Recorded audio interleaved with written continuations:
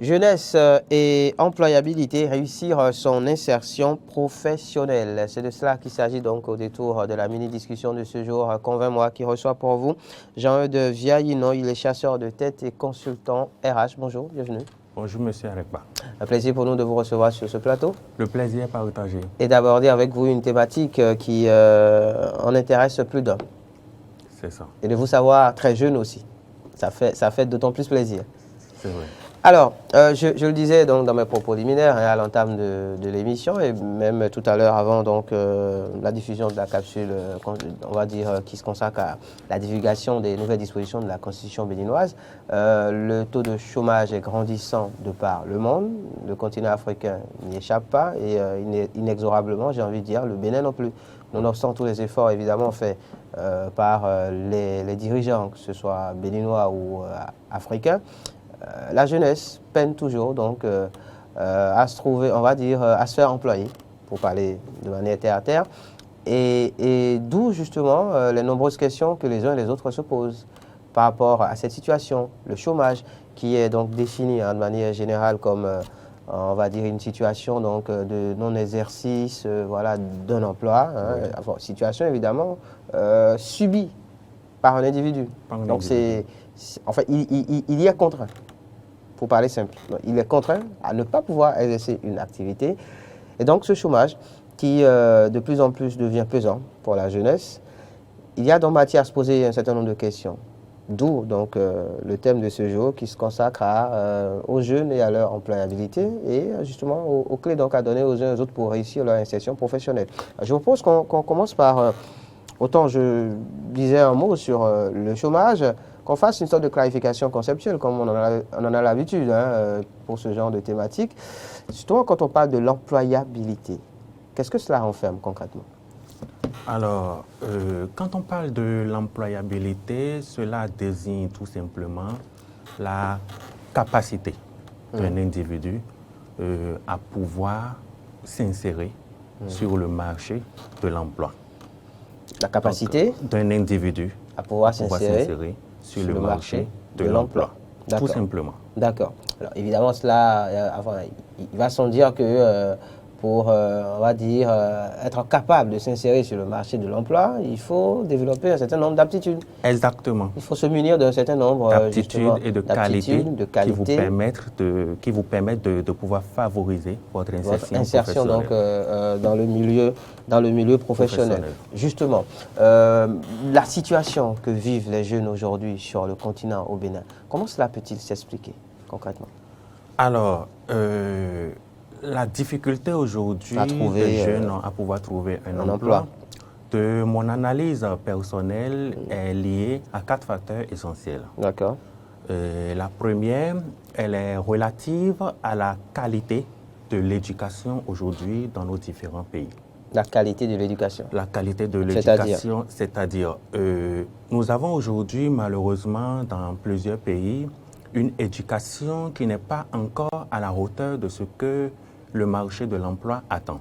Nous avons des formations. Inadéquation, c'est ça Je veux parler de l'aspect théorique des formations qui ne donnent pas ou qui ne renforcent pas assez aujourd'hui les jeunes quant aux réalités du marché de l'emploi. Il y a de ces formations-là qui devraient être 100% pratiques pour favoriser aujourd'hui et permettre aux jeunes d'aller développer les compétences requises que le marché de l'emploi recherche. Mais malheureusement, c'est des cours théoriques, c'est des formations théoriques qui ne mettent pas les jeunes aujourd'hui dans la situation pratique qui ne leur donnent pas les capacités qu'il faut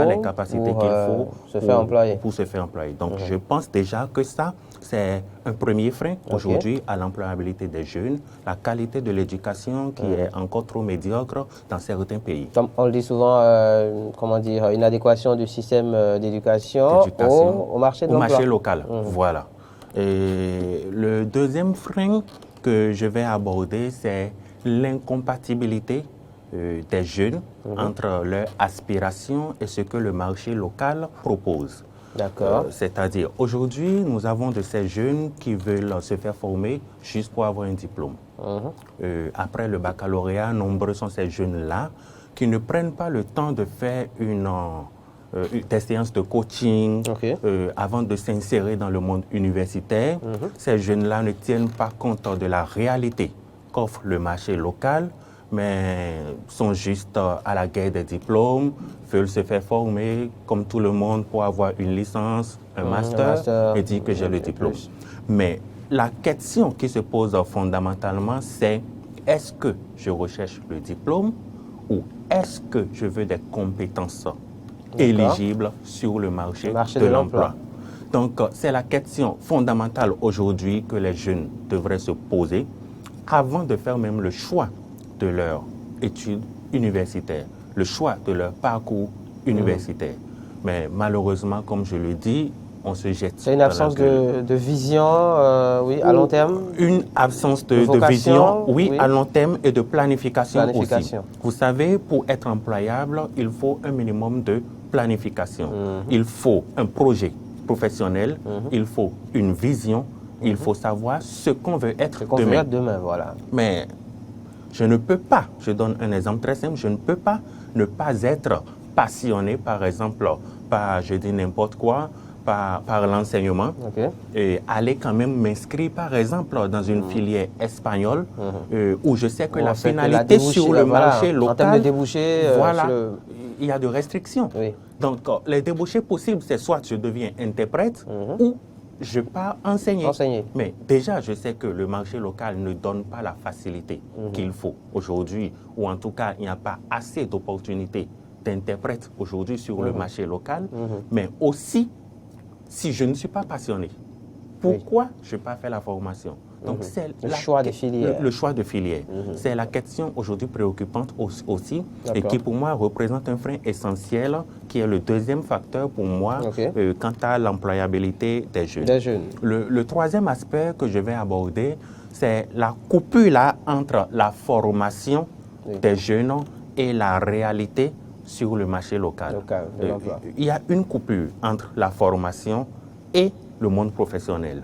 Mais nous savons tous qu'aujourd'hui, les réalités et les aptitudes que nous avons grâce à notre formation aujourd'hui dans le monde universitaire ou à la fin de notre cursus ne sont pas forcément les réalités qu'attendent aujourd'hui les professionnels voilà, sur le marché de l'emploi. Donc, j'aime dire, bien qu'on a fini sa formation, on a des aptitudes nécessaires pour exercer sur le marché d'emploi. Mais la formation révèle des aptitudes, mais c'est l'expérience qui révèle la compétence. La compétence. Une formation ne veut pas dire tout de suite qu'on est compétent pour aller exercer. Et sur le marché de l'emploi, c'est la compétence qui... C'est la compétence qui parle sur le marché de l'emploi, tout à fait. Donc, la formation va vous donner les aptitudes qu'il faut pour aller maintenant sur le marché de l'emploi. Mais il y a une coupure aujourd'hui entre ces deux aspects. Comment cela s'explique-t-il, justement? Cela s'explique fondamentalement par la non-préparation aujourd'hui des jeunes. Le marché de l'emploi ne s'attend plus forcément aux compétences techniques que peuvent avoir les jeunes aujourd'hui, mais aux compétences comportementales aussi qui vont aider les jeunes à pouvoir aller décrocher un emploi. Donc, les deux vont de pair. Sur le marché, dans le monde du recrutement, on appelle ça souvent les soft skills et les hard skills, qui sont les compétences techniques et les compétences comportementales recherchées sur le marché. Alors, ces jeunes doivent pouvoir adopter des comportements ou des aptitudes, aller acquérir, voilà, des... Il y a des aptitudes à acquérir, il y a aussi des aptitudes, justement, à avoir. Et parmi ceux-ci, je peux citer, par exemple, la présentation sur le marché professionnel. On ne se lève pas pour aller sur le marché professionnel. Il faut un minimum de présentation. Il y a une préparation en amont qu'il faut faire. Quel est le projet professionnel qui est mis en place? Quelle est la vision sur le court terme, sur le long terme? Quelles sont par exemple les techniques de rédaction d'un CV? Vous allez voir malheureusement beaucoup de jeunes diplômés avec la compétence, mais qui ont du mal à exprimer ou à ressortir ces compétences, à se vendre sur le marché. Ce qui fait que nous avons beaucoup de jeunes techniquement bons, mais qui ont de difficultés pour s'insérer sur le marché de l'emploi. Donc c'est cette préparation en amont aujourd'hui que les jeunes n'arrivent pas à faire et qui pose aussi un véritable problème. D'accord. Le quatrième aspect. Le quatrième aspect que je vais aborder, c'est la difficulté des entreprises privées à se positionner dans nos différents États. D'accord. Nous sommes conscients que l'État ne pourra pas donner de l'emploi à tout le monde. Alors, il revient aussi aux investissements privés de pouvoir s'insérer facilement sur le marché de l'emploi pour créer de l'emploi. Alors, si dans différents États, les entreprises privées ont du mal à se positionner sur le marché local, il n'est pas évident d'optimiser le taux d'employabilité dans ces États-là. D'accord. Donc, pour moi, pour être bref, voilà les 4 freins essentiels aujourd'hui à l'employabilité des jeunes sur le marché. 4 freins donc essentiels à l'employabilité des jeunes sur le marché que vous venez donc d'énumérer. Mais alors concrètement, comment est-ce qu'on peut alors, au regard de ces freins, lutter contre cette situation de chômage auquel, sinon à laquelle fait face cette jeunesse sur le continent? Alors, merci pour la question. Comme je l'ai dit tout à l'heure, dans mon développement, il y a une part de responsabilité de ces jeunes-là dans leur propre employabilité. Parmi les 4 freins que j'ai cités tout à l'heure, on est d'accord que les jeunes ne pourront rien faire pour la qualité de l'éducation tout de suite. Ça ne dépend pas d'eux. La facilité que ces entreprises auront à s'insérer aujourd'hui sur le marché local ne dépend pas également des jeunes. Mais nous avons le deuxième frein, le troisième que j'ai cité, qui représente et constitue essentiellement la responsabilité de ces jeunes-là sur le marché. Alors, le deuxième, pour balayer rapidement, comme je le disais tout à l'heure, c'était l'incompatibilité de l'aspiration de ces jeunes avec le marché local. Ce que ces jeunes doivent faire, c'est se renseigner sur ce que le marché réclame localement et d'orienter leur formation. La demande voilà. En termes justement d'aptitude, de compétences sur le marché tout à fait. De l'emploi. Voilà. Et orienter leur formation en fonction de cette demande-là. Ça, c'est la première responsabilité des jeunes. Et cela doit passer aussi par le support que nous, professionnels des ressources humaines, nous sommes, et aussi les différentes autorités ou entreprises de nos pays qui s'investissent sur leur politique de responsabilité sociétale des entreprises. Je pense que c'est un effort commun que nous devons faire pour pouvoir favoriser aussi cet aspect-là et faciliter aux jeunes leur insertion professionnelle. Le troisième point que j'ai abordé qui est une responsabilité également des jeunes, c'est les aptitudes qu'ils devraient avoir. Aujourd'hui, nous sommes nombreux, les jeunes sont nombreux sur les réseaux sociaux et ces jeunes-là sont justement ceux qui sont à la recherche d'emploi. Mais combien sont aujourd'hui sur les réseaux sociaux professionnels?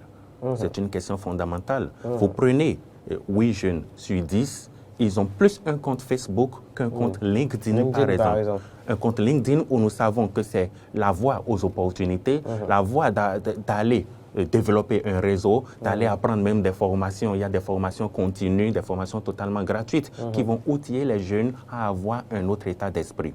Parce que l'employabilité, c'est aussi l'état d'esprit. Donc, malheureusement, ces jeunes n'ont pas ces aptitudes nécessaires qu'il faut, sont focus sur les réseaux sociaux qui ne leur apportent peut-être aucune valeur ajoutée, comme WhatsApp, comme Facebook, comme Instagram. Donc, je pense que la responsabilité des jeunes se situe justement sur ces aspects-là qu'il faudra recaler ou coacher ces jeunes pour les aider à prendre conscience de la chose. Une question donc de responsabilité au niveau des jeunes. Vous parlez si bien de coaching. Je sais que vous en faites. Justement, vous organisez des masterclass en la matière. On aura peut-être le temps d'en parler avant la fin de ce plateau. Tout à fait. Mais avant cela, vous parlez justement de responsabilité. Oui. Comment ces jeunes alors doivent-ils faire face à cette responsabilité, n'y étant pas préparés, n'y étant pas habitués peut-être jusque-là? Alors, n'étant pas préparé et habitué jusque-là, c'est ce que je dis, il faut la culture. D'accord. C'est un problème de culture, c'est un problème de suivisme. Dis-moi qui tu suis, je te dirai qui tu es. Je ne peux pas être en recherche d'emploi et suivre des gens comme moi qui sont en recherche d'emploi. il faut pouvoir développer, comme je le dis, un réseau. Il faut pouvoir s'entourer de personnes qui peuvent nous aider. Il faut pouvoir avoir des mentors, des tuteurs qui vont pouvoir nous aider. Donc, malheureusement, nous sommes la moyenne des 5 personnes que nous fréquentons. Et si les 5 personnes que je fréquente sont des gens comme moi, je serai pareil. Je serai leur moyenne. Donc, je dois pouvoir avoir dans mes relations des personnes qui sont à même de m'aider. Et ces personnes, comme je le dis, sont disponibles aujourd'hui sur les réseaux professionnels. LinkedIn est un réseau efficace pour faciliter l'insertion des jeunes professionnels sur le marché de l'emploi. De l'emploi. D'accord. Donc, un exemple simple, justement, avec ce réseau social, donc LinkedIn, comment ça se passe concrètement pour ceux qui nous suivent en ce moment? Alors, et qui en entendent parler pour la première fois? Et qui en entendent parler pour la... Il y en a beaucoup, c'est la première fois qu'ils entendent parler de ce réseau social. Tout à fait. Facebook, oui. Alors, WhatsApp, Instagram, Snapchat, Twitter, TikTok, le tout récent, oui. Mais LinkedIn, non. Alors, c'est un réseau professionnel comme tous les autres, mais qui a son caractère professionnel. Déjà, il faut dire qu'il faut juste taper dans la recherche Google, LinkedIn. Et si vous n'avez pas un compte, ça vous donne la facilité d'aller vous inscrire, de créer votre identifiant, votre compte. Et LinkedIn, en quelque sorte, c'est comme un CV déjà. En fait, c'est des champs qu'il faut remplir, en fait. Voilà, qu'il faut remplir, vos informations personnelles, quel est votre objectif, votre profil, vos formations, vos expériences. Ce qui donne la possibilité justement aux chasseurs de tête d'aller pouvoir débaucher les meilleurs talents sur ces réseaux ou encore les jeunes qui sont en recherche d'emploi. LinkedIn donne aujourd'hui la possibilité du Open to Work que vous activez. Et les chasseurs qui vont sur LinkedIn, quand ils voient votre profil qui est intéressant, ils savent déjà si vous êtes par exemple disponible à être employable. Donc, moi, pour les missions de recrutement que je fais tout le temps, la chasse de tête se fait fondamentalement sur LinkedIn. Voilà.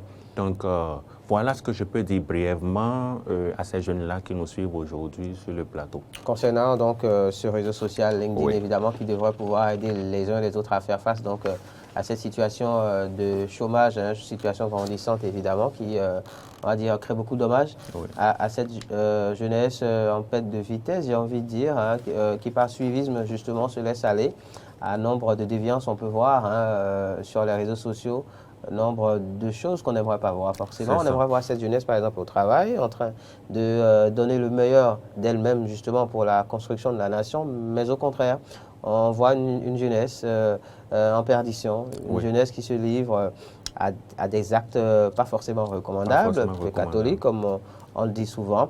Et ce genre de plateau permet justement peut-être de recadrer un peu, de recentrer les choses et on va dire, d'appeler les uns et les autres à faire face à leurs responsabilités. Parce que quand on parle de chômage, justement, qui est donc une situation de non-exercice d'un boulot, tout simplement, situation évidemment qu'on subit, d'une activité, donc, cela veut dire que quelque part, l'on a les prédispositions peut-être à l'emploi. Mais on est contraint donc à ne pas pouvoir employer pour multiples raisons. On a pu citer donc quelques-unes de ces raisons sur ce plateau. On a parlé de l'inadéquation justement du système éducatif par rapport au marché de l'emploi. On a pu parler du fait aussi qu'il y a une sorte de manque de vision au niveau de cette jeunesse. Quant à ce qui est du parcours professionnel qu'on aimerait avoir par rapport à la formation finalement qu'on va faire ou au choix de filières qui se font. On a parlé aussi de cette coupure, c'est ça. Voilà, la coupure entre la formation et le marché de l'emploi, puis la difficulté donc, pour des entreprises ou des investisseurs privés à s'insérer sur le marché local. On a parlé aussi, évidemment, après cela, de on va dire quoi, la responsabilité de ces jeunes, justement, face à cette situation de chômage, en tout cas sur les leviers sur lesquels ils doivent appuyer pour ce qui les concerne. Parce qu'évidemment, toutes les causes de cette situation de chômage ne sont pas forcément du ressort des jeunes. Il y en a d'autres sur lesquels ils ne peuvent pas forcément influer. Voilà. Par contre, ceux sur lesquels ils peuvent influer, il y a eu quelques clés qui ont été données en la matière pour les aider justement à faire face à cela. Et puis comment justement prendre bien, sa responsabilité en tant que jeune, d'œuvrer à son employabilité. Il va s'agir donc déjà d'un changement peut-être d'attitude, c'est ça, oui. Sur le marché de l'emploi déjà, chercher à acquérir un certain nombre d'aptitudes, oui. Mais également adopter des attitudes qui, en face de chasseurs de tête, donc comme notre invité du jour, Jean-Eudes Viaino, pourront vous aider à décrocher un emploi, au rôle desquels, par exemple, le réseau social, donc LinkedIn, oui. Voilà, qu'il va absolument falloir que les uns et les autres qui nous suivent en ce moment, qui vivent peut-être une situation de chômage, s'approprient. Donc on va en reparler sur la fin de ce plateau, pour espérer que justement au sorti de ce plateau, 2, 3, 4, 5, 10 jeunes peut-être puissent, pourquoi pas, aller s'y inscrire et décrocher leur premier emploi. Le premier emploi. C'est tout le mal qu'on puisse leur souhaiter. Mais en attendant, poursuivons. On parle donc de l'employabilité des jeunes et de comment réussir son insertion professionnelle. Et je sais que en la matière, justement, vous organisez, on va dire, des séances de coaching. Il y a une initiative prise dans ce sens qui devrait connaître son aboutissement dans pas longtemps. La bonne nouvelle, évidemment, c'est que c'est un truc qui est totalement gratuit, gratuit. Et comme je vous disais, on parle d'insertion des jeunes, on parle de la situation de chômage des jeunes, et on en parle avec un jeune. C'est d'autant plus formidable que de savoir qu'il y a aussi des initiatives qui sont prises dans ce sens. Alors, comment ça se passe concrètement ? Alors, moi, j'ai essayé de mettre en place une initiative pour donner l'exemple à ce que les jeunes attendent de nous. Okay. Alors, cela reflète un peu ce que le marché devrait être aujourd'hui. Malheureusement, nous sommes dans un monde où les gens ne donnent pas. Nous sommes dans un monde où les gens ne sont pas disponibles pour aider. Et j'aime dire, il faut pouvoir aider les autres à avancer parce que, qu'on le veuille ou pas, la génération des jeunes aujourd'hui est celle-là qui pourra diriger l'Afrique de demain. Donc, c'est de cette analyse et de cette réflexion que moi, j'ai décidé d'organiser cette Giga Masterclass pour impacter 500 jeunes à travers l'Afrique. L'objectif, c'est de favoriser ou d'optimiser, comme je le dis, l'employabilité des jeunes, et de faciliter leur insertion professionnelle sur le marché. Et c'est une première, je peux le dire, dans l'histoire.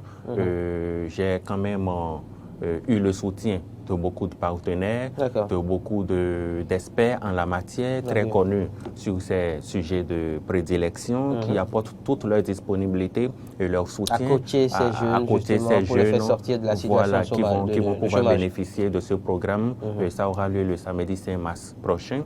Malheureusement, nous avons clôturé les inscriptions. Oui, évidemment. Donc, nous sommes aujourd'hui à une sélection de 500 jeunes que le programme pourra impacter. Et qui vont pouvoir, on va dire, recevoir gratuitement ce coaching-là.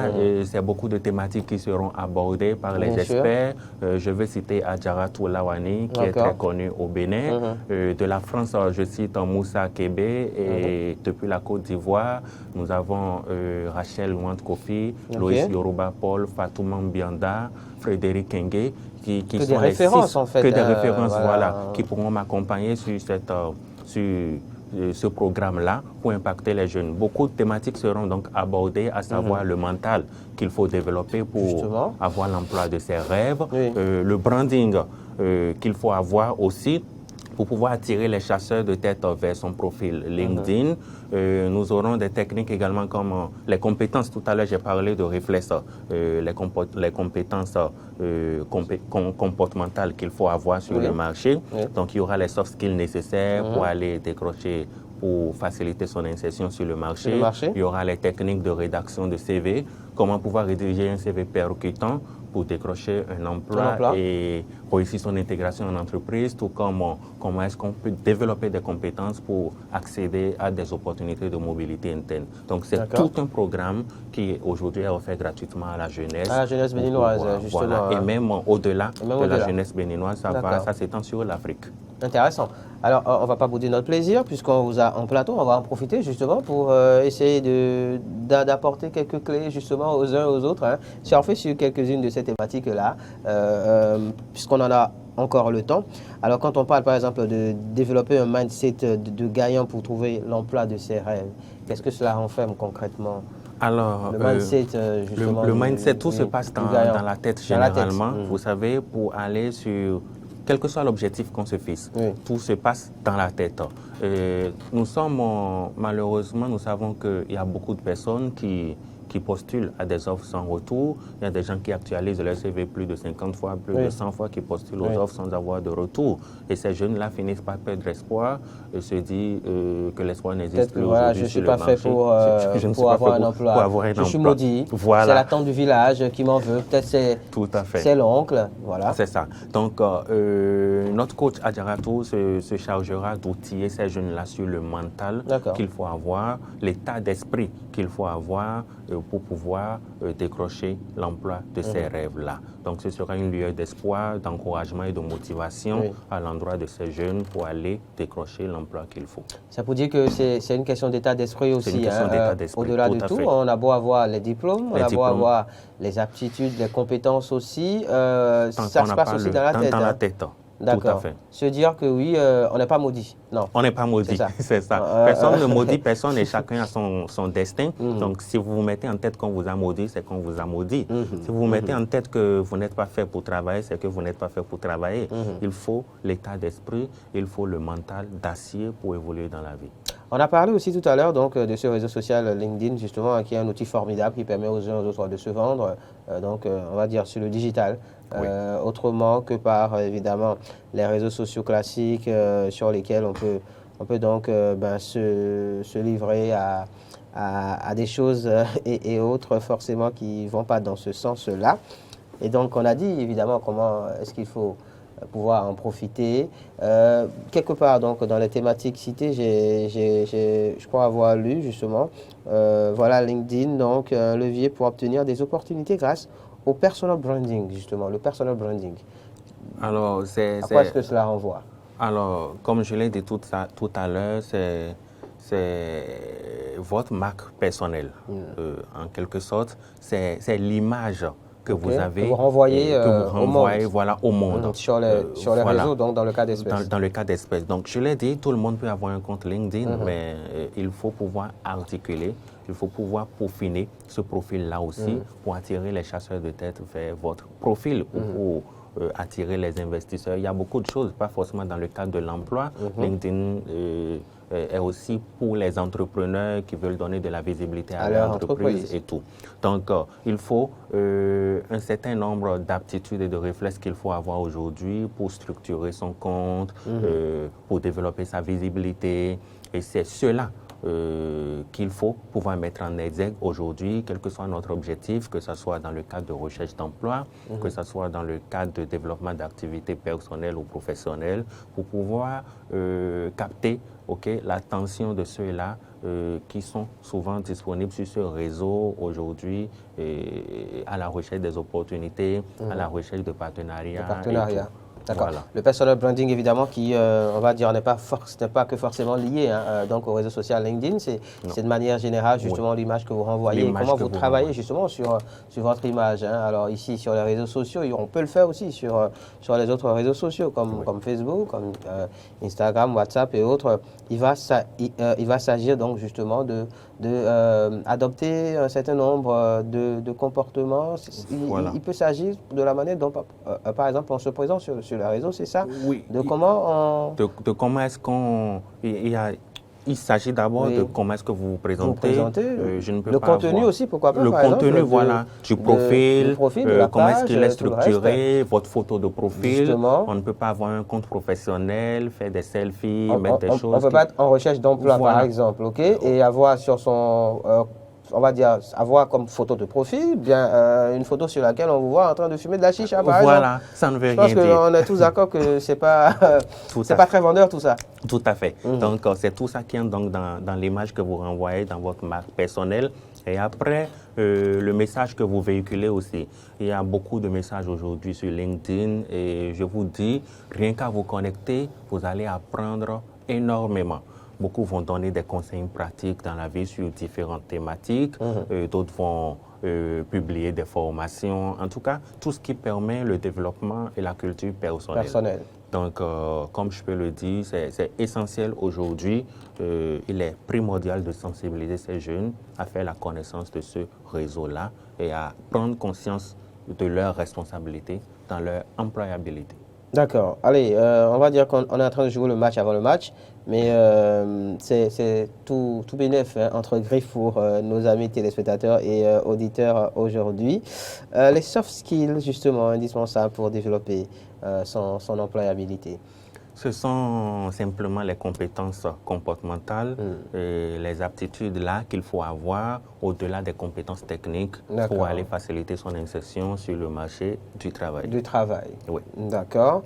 On poursuit avec un autre axe, puisque, comme je l'ai dit, on parle de la jeunesse, de son employabilité et de comment réussir donc son insertion professionnelle. C'est au détour on va dire, de ces sujets-là, de ces thématiques-là que vous pourrez justement avoir les clés qu'il faut pour décrocher peut-être votre premier emploi ou le deuxième pour ceux qui en ont eu et qui l'ont perdu entre-temps.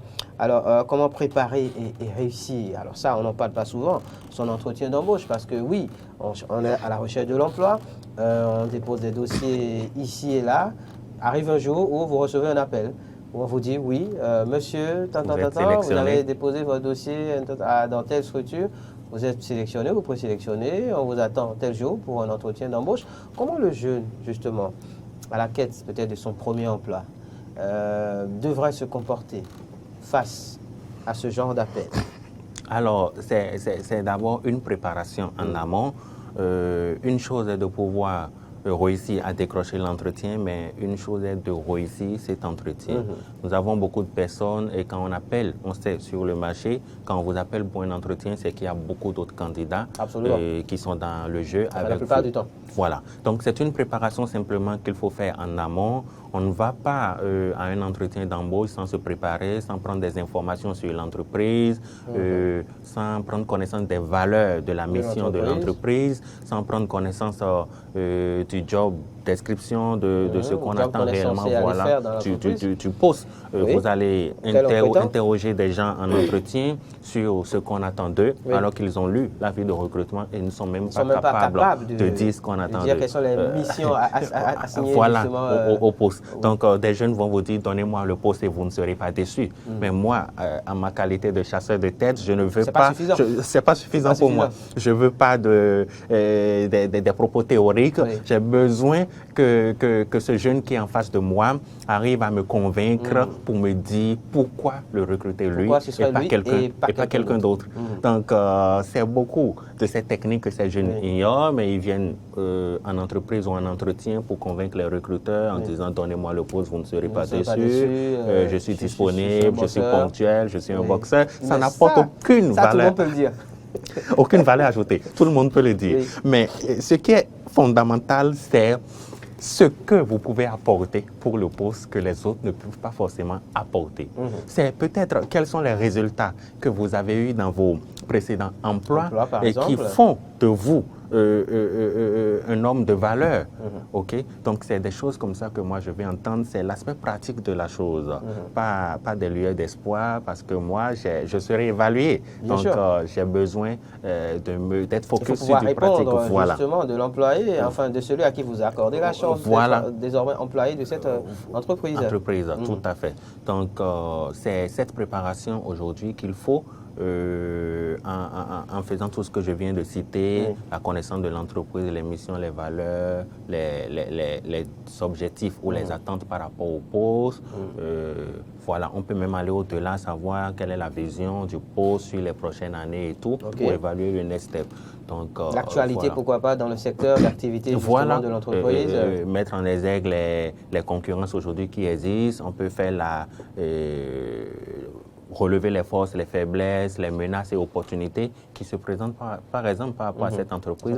Et ça peut être toutefois des aspects qui seront développés lors d'un entretien d'embauche pour permettre quand même aux recruteurs qu'on a fait des recherches sur le secteur d'activité et sur les attentes par rapport sur les attentes, justement. Alors là, on vient de parler parce que la question de l'entretien d'embauche est, on va dire, très importante à mon sens. puisque c'est une phase décisive en réalité, pour passer donc, du chômeur à l'employé. Et ça peut changer une vie et ça se passe parfois quoi, en 10 minutes, 15 minutes, tout se joue là. Parfois, on vient de parler donc de choses qu'il faut faire, mais quelles sont les choses qu'il ne faut pas faire, justement? Alors, comme je le dis, tout se passe dans le comportement. C'est pour ça que les soft skills ou les compétences comportementales qu'il faut avoir sont indispensables. Vous allez voir de ces personnes-là qui viennent en entreprise, en entretien avec une présentation pas normale. Déjà, voilà. Des gens qui renvoient une mauvaise image sur votre personnalité. Vous êtes mal habillé, voilà. Vous voyez des candidats qui viennent en salle d'entretien qui mettent le pied sur le pied. Ah, carrément. Carrément. D'autres vont vous laisser décrocher des appels. Alors, comment est-ce que vous voulez qu'un recruteur s'intéresse à vous si déjà votre responsabilité n'est pas en jeu? C'est la question fondamentale qui se pose. Donc, au nombre de ces éléments-là ou de ces choses qu'il ne faut pas faire, voilà des choses simples que je peux citer aujourd'hui. Vous voyez même, j'ai lu une fois une blague sur Facebook où on dit deux candidats se battent. Lors d'un entretien d'embauche. Lors d'un entretien d'embauche, parce que l'un voulait charger son téléphone portable et l'autre, c'est lui qui était là premièrement. Donc, les deux se battent. Oui. C'est fou. Vous voyez. Non, donc, il y a de quoi se dire que oui, là, il y a vraiment une malédiction qui est en train d'avoir son effet. Et aussi un problème de valeur, un problème de comportement, d'éthique et de maîtrise de soi, effectivement, que ces jeunes-là n'ont pas eu la chance de développer et qui les suivent parfois dans tout ce qu'ils font. Des comportements qu'il ne faut donc pas adopter en face d'un recruteur, évidemment, en phase d'entretien d'embauche. Qu'est-ce qu'il ne faut pas dire? Qu'est-ce qu'il ne faut pas dire? J'espère que je n'abuse pas. Non, nous ne sommes même pas dans les 1% de ce qui va se passer le samedi prochain. Ce n'est que des... Là, on tourne autour. On tourne autour. Oui. Donc, on est dans l'actualité. Voilà, on est dans l'actualité. C'est la phase... Alors, vous m'avez posé une question. Oui, je voulais savoir justement, qu'est-ce qu'il ne faut pas dire? Ce qu'il ne faut pas dire, alors... Face à un recruteur, par exemple. Face à un recruteur, j'ai dit tout à l'heure, des expressions comme « donnez-moi le poste, vous ne serez pas déçu ça ne se dit pas en entretien. Des informations ou des propos comme... ma situation aujourd'hui est difficile. Ma famille, ça ne va pas. Je suis le seul espoir de ma famille. C'est pas ce qui intéresse le recruteur. Tout le monde a ce genre de problème. Voilà, il n'y a pas de sentimentalisme. Voilà, il n'y a pas de... C'est ça. Le recruteur peut-être est le seul enfant de sa famille aussi. Et lui-même, il a des objectifs à atteindre. Donc, il ne s'agit pas de venir en entretien et de sortir ses propos. Il ne s'agit pas de venir en entretien et parler mal de votre précédente entreprise si en temps vous avez déjà eu une première expérience, parce que ça signifie donc pour le recruteur que vous allez à d'autres opportunités mal parler de son entreprise aussi. Même si à des moments donnés vous avez eu de mauvaises expériences avec certaines entreprises, il faut pouvoir garder tout ceci pour soi et dépasser ses émotions. Tout parfois je fais appel à l'intelligence émotionnelle que les gens n'ont pas souvent, très souvent. Face à leur crise d'angoisse et tout. Donc, c'est des propos qu'il ne faut pas sortir en entretien, des propos dévalorisants, des propos pour dévaloriser les autres et pour vous vendre vous. Non, ça ne se fait pas. D'accord, intéressant. J'aurais voulu pouvoir continuer, mais je pense qu'on en a eu assez sur cet axe-là. On parlait justement de ceux qui, peut-être, ont déjà eu un emploi et qui l'ont perdu, et qui sont désormais à la recherche d'un nouvel emploi.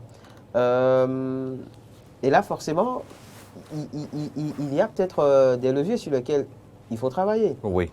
Lesquels? Parce que déjà, si vous avez eu un emploi et que vous l'avez perdu, c'est qu'il y a un trou dans votre CV. Dans votre CV. Et vous êtes à la recherche d'un autre emploi. Si malheureusement, vous avez fait 2 ans, 3 ans, 4 ans à la maison, ce n'est pas facilement gagné d'avance pour vous. Parce que, même si on a déjà fait peut-être 5 ans, 6 ans. Vous pouvez avoir fait 5 ans ou 10 ans. Et malheureusement, s'il y a 2-3 ans de trou, ça pose un problème. En fait, voilà, d'inactivité. Alors, comme je le dis, c'est une question d'état d'esprit. Je suppose que j'ai perdu mon emploi alors que j'ai exercé pendant 10 ans. Je suis connu de tous en tant qu'expert sur des sujets clés. salariés. Oui. Mais malheureusement, pour peut-être une situation économique de l'entreprise, j'ai perdu mon emploi. Justement. Ou pour d'autres raisons personnelles, j'ai perdu mon emploi. Ce que je dois faire, c'est rattraper ce temps mort-là. Okay.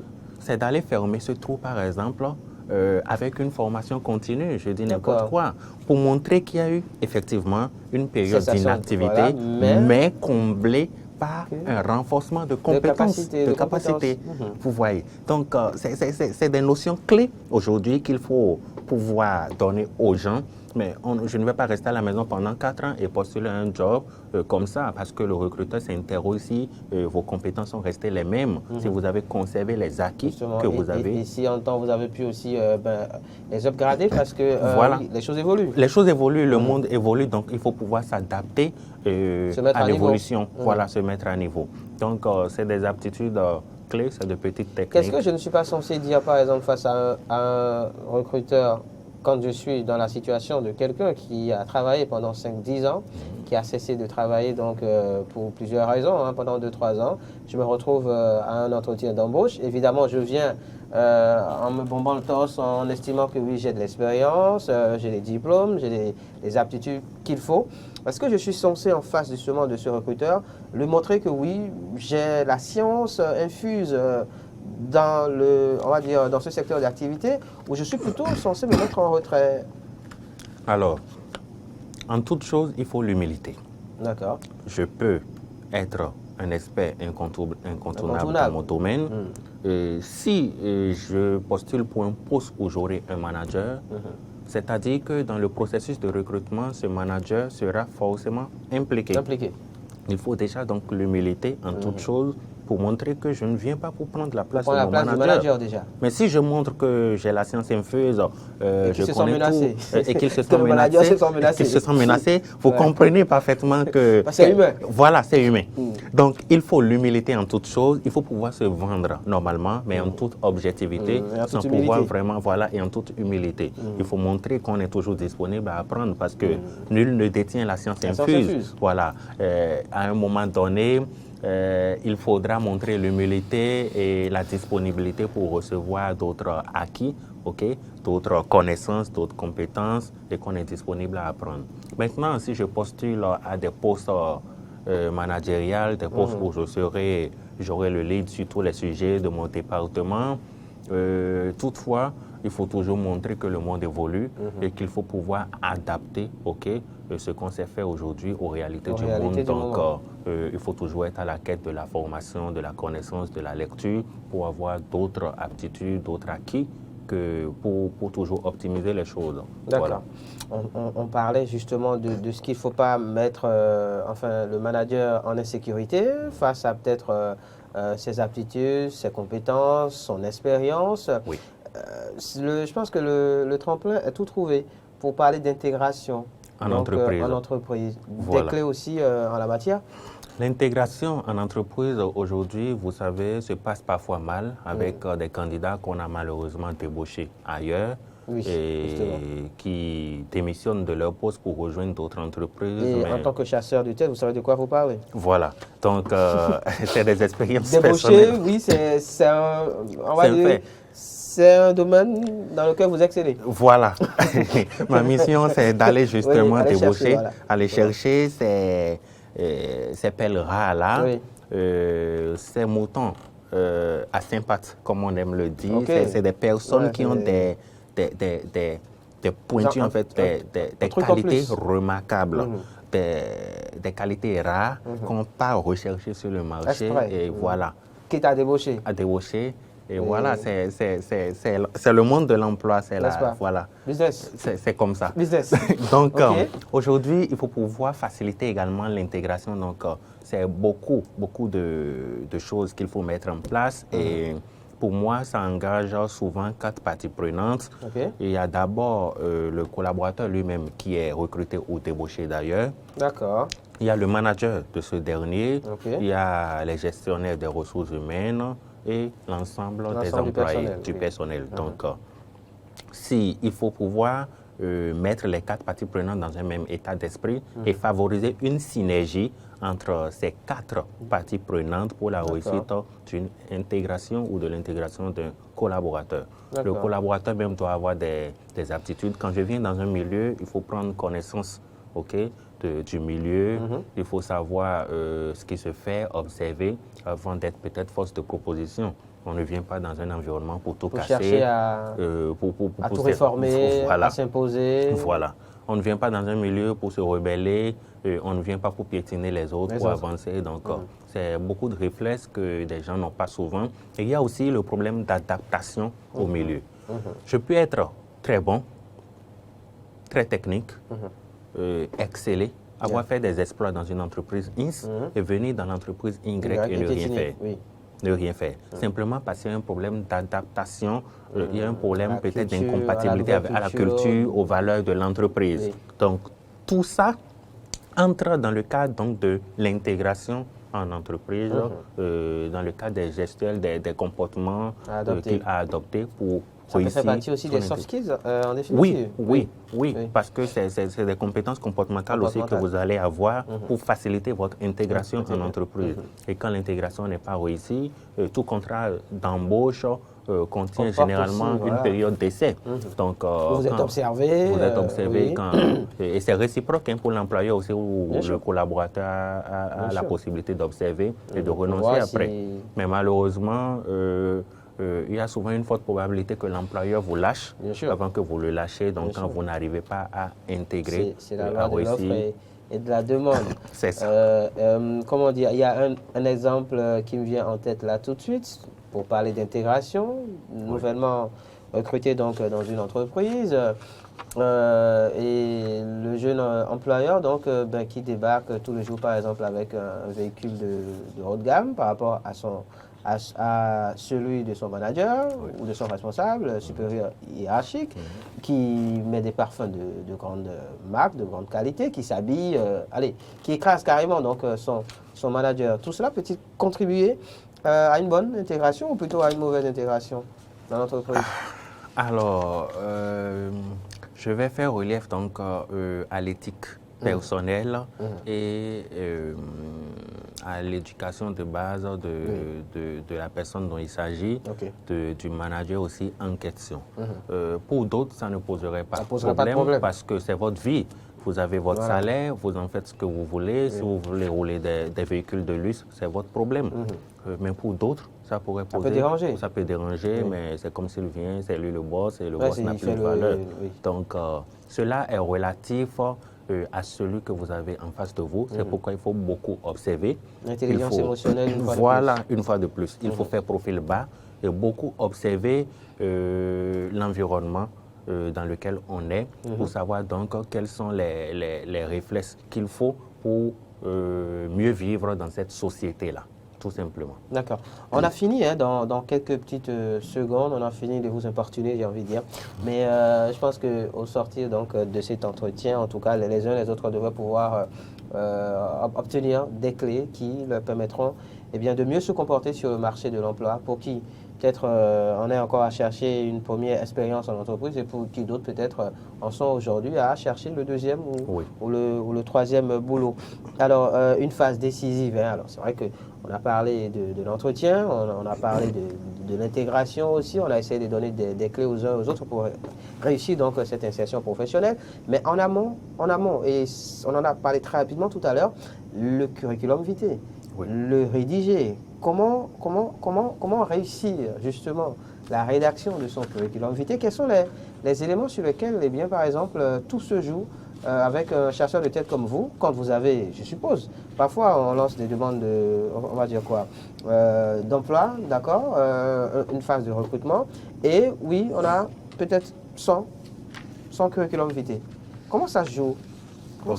Sur quoi est-ce que tel ou tel arrive à s'imposer? J'ai envie de dire que 100 CV, c'est peu. D'accord.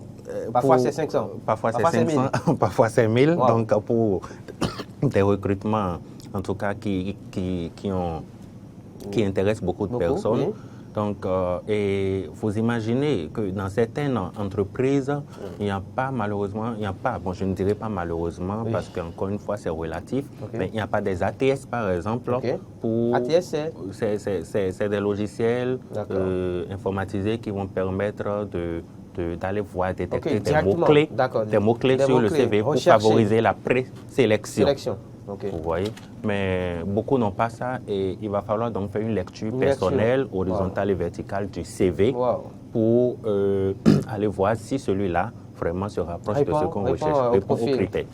Alors, vous imaginez qu'un recruteur va lire 500 CV par poste, donc la moyenne et le temps qui est consacré généralement, c'est au plus 30 secondes.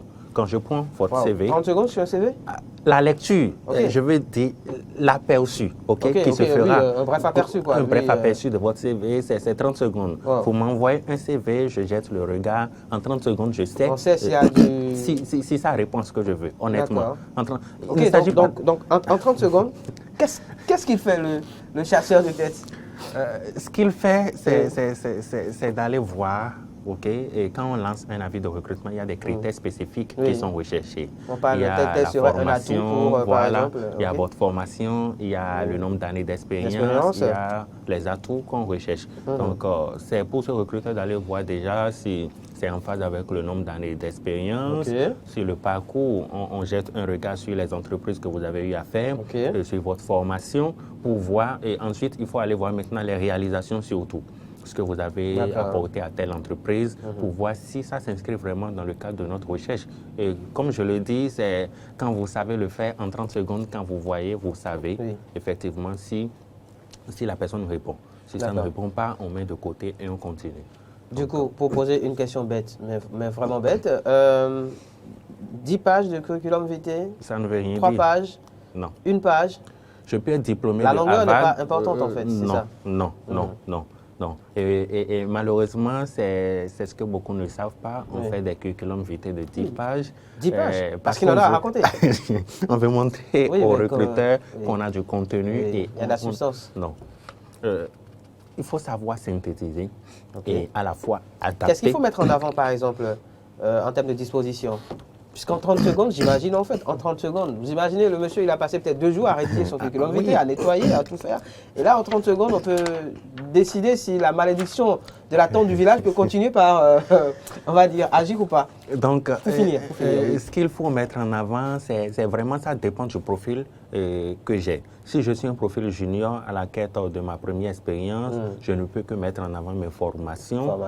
Si en temps j'ai eu des mérites, il faut pouvoir mettre en exergue, académique et autres. Voilà, il faut mettre en exergue ces mérites-là pour montrer quand même au recruteur qu'on a eu de bonnes aptitudes lors de sa formation. Mais si je suis un profil intermédiaire ou déjà senior et que j'ai déjà eu des expériences, cela veut dire que j'ai eu des compétences. Donc c'est ça qu'il faut mettre en avant. Pas des compétences, parce que c'est des compétences clés que vous savez quand on vous interroge. Quelles sont les compétences? Quand je vous prends par exemple en tant que journaliste, il y a des compétences clés que vous avez. Donc vous devez pouvoir mettre en exergue ces compétences, mais de façon vraiment objective. Parce que de façon objective, quand vous mettez en avant vos compétences et que le recruteur lit la suite de vos expériences, il sait si les expériences sont vraiment en phase avec les compétences dont vous... Voilà. Vous allez voir des gens parler ou ressortir des compétences qui sont vraiment en déphasage avec le contenu. Mais quand on lit, on sait. Bien sûr. On sait. On sait que ça, c'est tout sauf exact. C'est tout sauf exact. On le met en bas. Voilà. Je certifie exact. Voilà. Donc, il faut pouvoir mettre vraiment en avant ces compétences et ensuite, maintenant, déboucher sur ces expériences qui vont permettre donc une lecture graduelle au recruteur.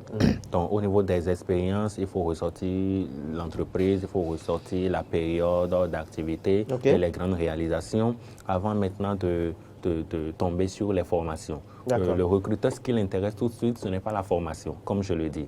Mais d'autres personnes qui sont bien des profils seniors vont commencer par la formation, peut-être parce qu'ils sont diplômés de Harvard. Donc il veut mettre cela en avant. Il veut mettre en avant, mais comme je le dis, on sait que la formation révèle l'aptitude et que c'est l'expérience qui révèle la compétence. Intéressant. Intéressant, hein? Donc tout ce qu'on a pu entendre de M. Jean-Eudes Viaillino, je rappelle qu'il est chasseur de tête, il est donc consultant RH. Et avec lui, on a parlé aujourd'hui sur le plateau de Matin d'Éden pour le numéro de ce jour de Convainc-moi, de la jeunesse et de son employabilité, réussir son insertion professionnelle. On a donné des clés aux uns et aux autres justement pour pouvoir s'intégrer au marché de l'emploi.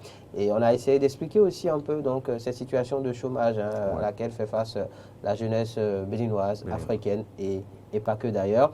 Je rappelle donc que vous êtes aussi formateur et d'ailleurs en la matière vous avez donc des masterclass que vous organisez qui vont démarrer dans quelques jours. Évidemment tout est totalement gratuit et malheureusement pour nos amis qui nous suivent, eh bien on va dire que c'est bouclé. C'est bouclé. Voilà, donc peut-être pour les prochaines fois, on aimerait bien vous recevoir par ici. Tant que c'est gratuit, on vous recevra justement pour en parler, pour que nos amis téléspectateurs et auditeurs puissent profiter de ces occasions. Il n'y a pas de Merci. souci. À très vite.